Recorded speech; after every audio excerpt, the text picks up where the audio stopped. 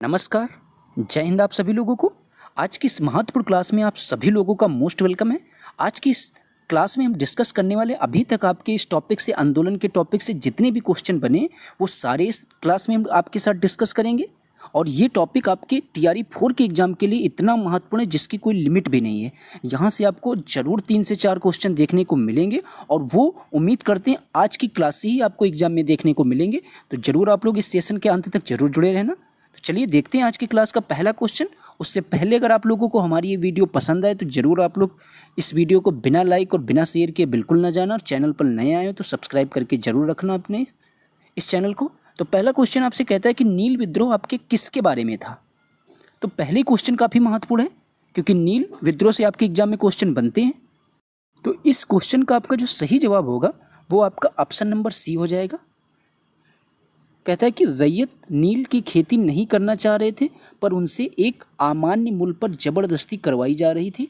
यही जो है आपके नील विद्रोह के बारे में, यही बात आपकी सही हो जाएगी। तो ऑप्शन नंबर सी सही हो जाएगा।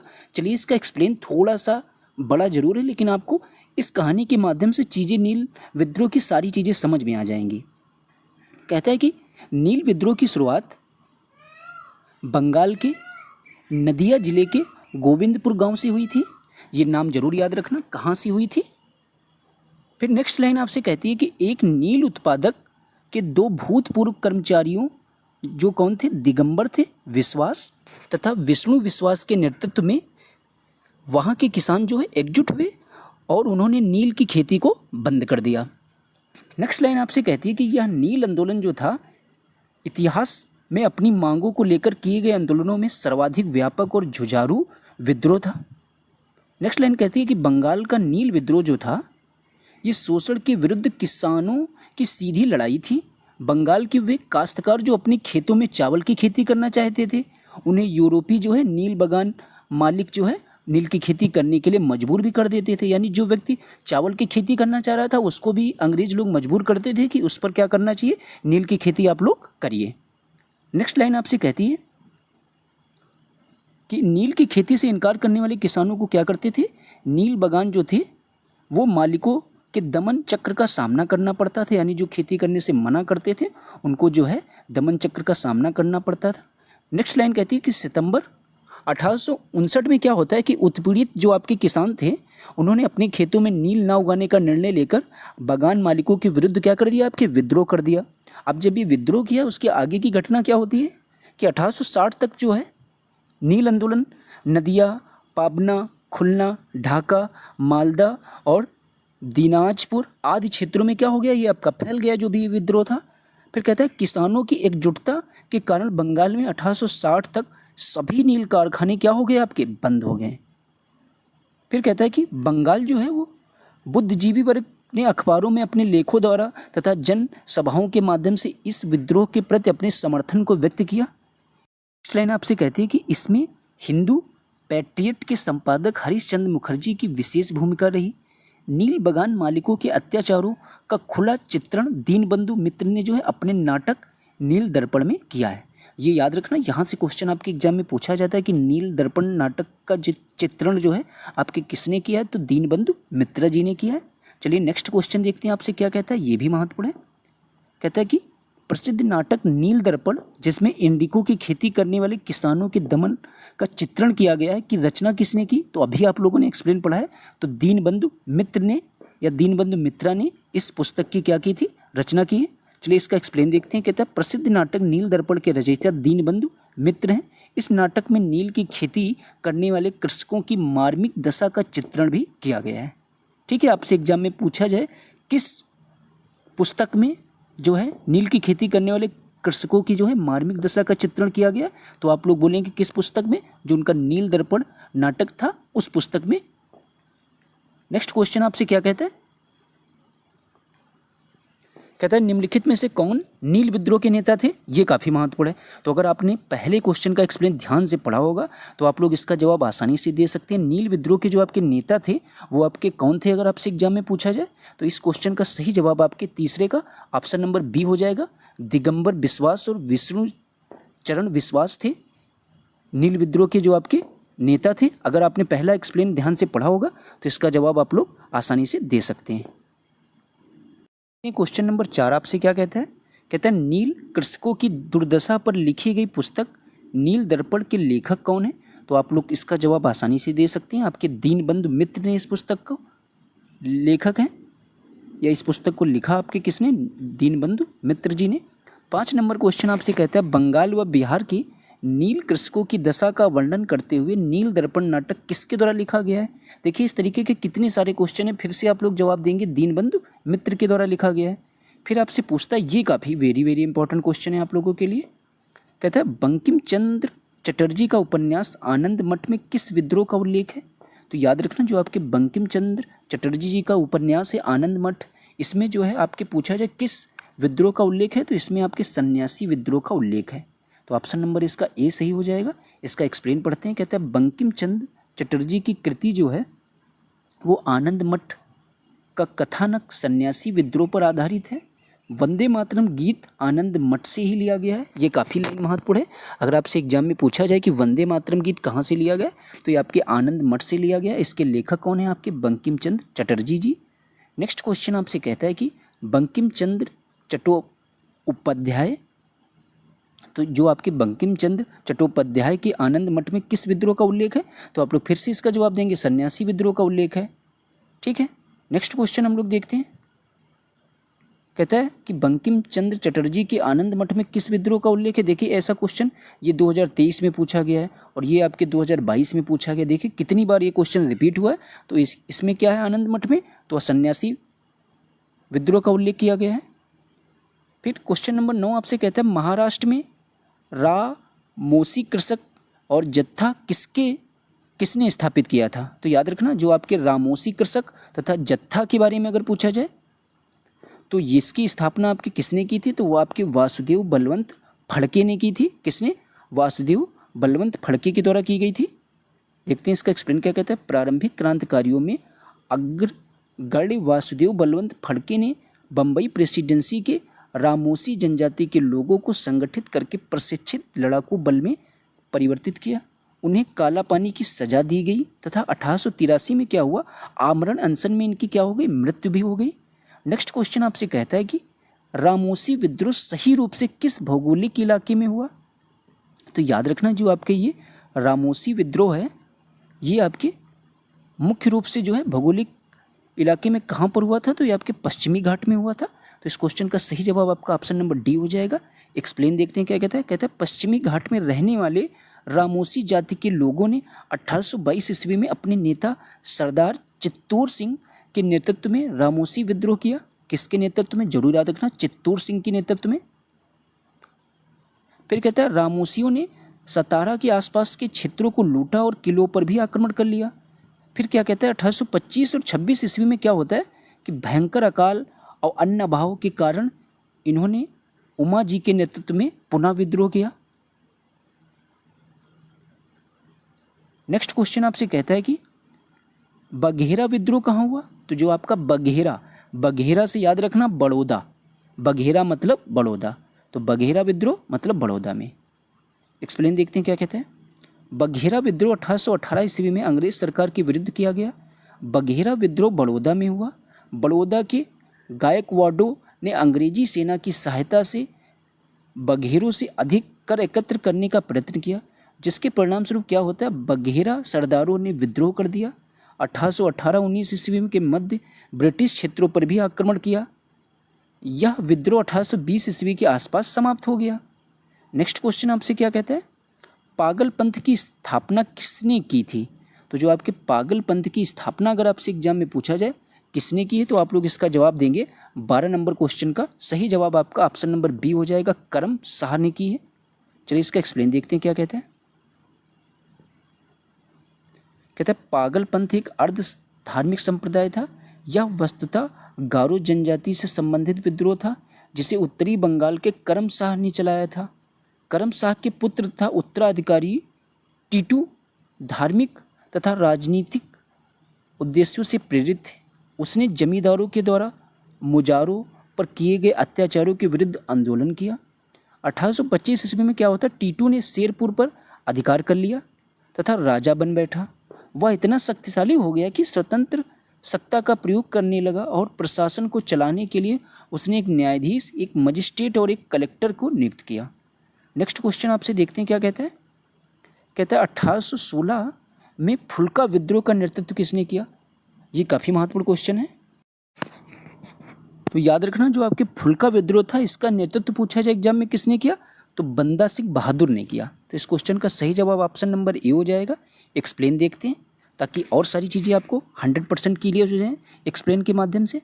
कहता है पंजाब में वर्ष 1816 में फुल्का विद्रोह का नेतृत्व आपके बंदा सिंह बहादुर ने किया था। इनके बचपन का नाम पूछा जाए एग्जाम में तो लक्ष्मण देव आप लोग बताएंगे।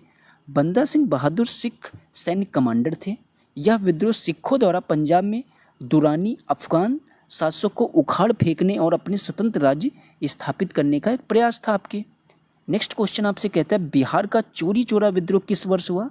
तो याद रखना जो आपके बिहार का चोरी चोरा विद्रोह था, तो पहली बात तो बिहार में किसी भी प्रकार का कोई चोरी चोरा विद्रोह हुआ ही नहीं है, तो इसीलिए क्वेश्चन का सही जवाब आपके ऑप्शन नंबर ई हो जाएगा। अब चलिए देखते हैं इसका एक्सप्लेन क्या कहता है। कहता है किसी भी प्रमाणित स्रोत से बिहार में चोरी चोरा विद्रोह का कोई उल्लेख प्राप्त नहीं होता है। संभवतः यह आयोग जो है चुआर विद्रोह के बारे में पूछ रहा है। थोड़ी सी गलती हुई आपके आयोग के द्वारा, जो आपकी चोरी चोरा विद्रोह लिखा हुआ यहाँ पर अगर चुआर विद्रोह होता तो जो है सही होता। ज्ञातत्व है कि चुआर विद्रोह तत्कालीन बंगाल, बिहार, वर्तमान में जो आपके पश्चिम बंगाल और झारखंड में 1768 और 1799 इसमें बड़े पैमाने पर हुआ था। बिहार लोक सेवा आयोग ने इस प्रश्न का उत्तर आपके विकल्प सी को माना है, तो जरूर आप लोग याद रखना चुआर विद्रोह जो है ये तो बात आपकी बिल्कुल सही हो जाएगी कि 1798 ईस्वी में हुआ था, लेकिन चोरी ये विद्रोह आपके किसी भी प्रकार से बिहार में नहीं हुआ है। नेक्स्ट क्वेश्चन आपसे कहता है कि मानव बलि प्रथा का निषेध करने के कारण अंग्रेजों के विरुद्ध विद्रोह करने वाली जनजाति का नाम क्या है। तो याद रखना उस जनजाति का नाम अगर आपसे एग्जाम में पूछा जाए तो कौन सी वो आपकी जनजाति हो जाएगी, तो आपकी खोंड जनजाति हो जाएगी। चलिए इसके बारे में पढ़ते हैं, खोंड जनजाति के बारे में। कहता है खोंड जनजाति के लोग तमिलनाडु से लेकर बंगाल और मध्य भारत तक फैले विस्तृत पहाड़ी क्षेत्र में रहते थे। पहाड़ी क्षेत्र होने के कारण वस्तुतः स्वतंत्र थे। इन्होंने 1846-55 तक ईस्वी तक अंग्रेजों के विरुद्ध जो है विद्रोह भी किया। इस आंदोलन का नेतृत्व पूछा जाए किसने किया, तो युवा राजा के नाम पर चक्र बिसाई ने किया था। विद्रोह का मुख्य कारण क्या था, ब्रिटिश सरकार द्वारा मानव बलि को प्रतिबंधित करने के प्रयासों और अंग्रेजों द्वारा नए करों का करारोपण और अनेक क्षेत्रों में जमींदारों साहूकारों के प्रवेश से संबंधित था, जिनके कारण क्या होता है आदिवासियों को अनेक कष्टों का सामना करना पड़ा। अंग्रेजों ने एक माँ रिहा एजेंसी गठित की जिसके विरुद्ध क्या हुआ, खोंडों ने विद्रोह किया। क्वेश्चन नंबर 16 देखते हैं आपसे क्या पूछता है। कहता है छोटा नागपुर जनजाति विद्रोह कब हुआ था। तो याद रखना ये जो आपका छोटा नागपुर जनजाति विद्रोह इस तरीके का या इस प्रकार का कोई भी विद्रोह आपके हुआ ही नहीं है। चलिए इसका एक्सप्लेन देखते हैं क्या कहता है। कहता है छोटा नागपुर जनजाति विद्रोह के नाम पर कोई विद्रोह नहीं हुआ है, फिर भी इस क्षेत्र में हुए विद्रोह की एक लंबी श्रृंखला है जिसे अलग अलग नामों से जाना जाता है। दिए गए विकल्प में कोई भी तिथि किसी भी विद्रोह की सही समय नहीं है। इस क्षेत्र में हुए कोल विद्रोह जो कि आपके 1831 से 32 था, कोल विद्रोह 1831 से 32 जरूर आप लोग इसको लिखिए। संथाल विद्रोह 55 से 56 तथा मुंडा विद्रोह जो है 99 से 1800 1900। अतः कोई भी विकल्प आपका सही नहीं है। ये सारे विद्रोह आप लोग जरूर याद रखिए और इनकी डेट भी जरूर याद रखिए कब से कब तक। नेक्स्ट क्वेश्चन 17 नंबर आपसे क्या कहता है। कहता है संथाल हुल या संथाल विद्रोह आदिवासी आंदोलन कब हुआ था। याद रखना है क्वेश्चन काफ़ी महत्वपूर्ण है, तो इस क्वेश्चन का जो आपका सही जवाब हो जाएगा वो आपका ऑप्शन नंबर सी बिल्कुल सही हो जाएगा। जो आपका संथाल विद्रोह है आदिवासी आंदोलन जो है ये आपके 1855 और 56 में हुआ था। तो आप लोग इसका एक्सप्लेन अभी यहाँ से देख कर आए तो इसका जवाब आप लोग सेकेंडों में दे सकते थे। चलिए देखते हैं क्वेश्चन नंबर 18 आपसे क्या पूछता है। 1855 ईस्वी में संथालों ने किस अंग्रेज कमांडर को हराया था। तो याद रखना जो आपकी 1855 ईस्वी की बात पूछी जाए और संथालों के बारे में पूछी जाए तो याद रखना इन्होंने जो है मेजर बारो को हराया था। इसके बारे में पढ़ लेते हैं। कहता है 1855 ईस्वी में संथालों ने भागलपुर क्षेत्र के भोगनाडीह तालुके में विद्रोह कर दिया था। इन्होंने एक साथ पुलिस और दिकुओं पर आक्रमण किए थे जिसका नेतृत्व आपके सिद्धों और कान्हों ने किया था।